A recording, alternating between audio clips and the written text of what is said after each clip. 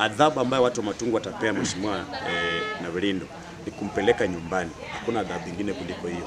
Because goons ako nao wa kupiga watu, ako na mapanga za kukata watu. Leo amekuja na vijana wenyewe wana heckle watu mbele ya kanisa. Ametoka hapa ameenda kwa media kusema mimi nimekuja na goons, nimekuja na vina panga na sijui na rungu.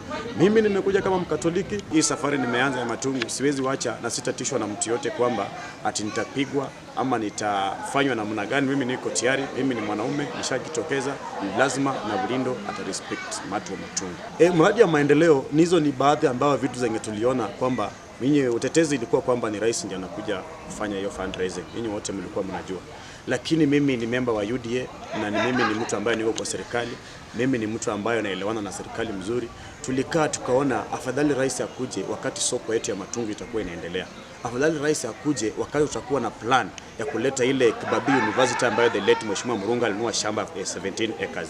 Huyu mtu hakuna kitu ambaye anafanya. Ukienda ile plan yenye Mheshimiwa Murunga alikuwa ameweka pale Halaba ya KMTC, alienda akararua hiyo plan, akaleta plan yake. Ukienda kwa ile KMTC Halaba ni kama kanyumba ka mkonga punda milango mbili. Sasa ni KMTC gani ambayo inakaa kama nyumba ya mkonga punda hiyo?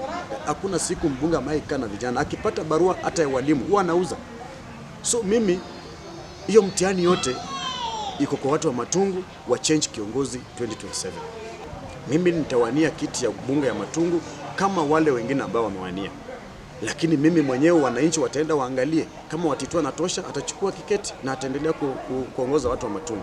Kama ni yule mwingine anaweza, ataendelea kufanya kazi, lakini Navirindo lazima aende nyumbani.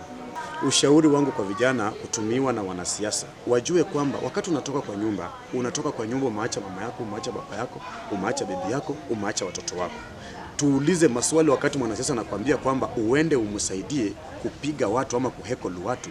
Muulize, kwa hii miaka ambayo wewe umefanya kazi, stake yangu kwa hii kitu ni nini? Unapata mtu amesoma na Blinda ako na watu graduate kwa ofisi. Niko na ward yangu, niko na vijana wamesoma graduate degree holders. Mwanasiasa amemweka anatembea na simu akipiga picha, akishika bibi yake kichwa anapiga picha. Na ni graduate.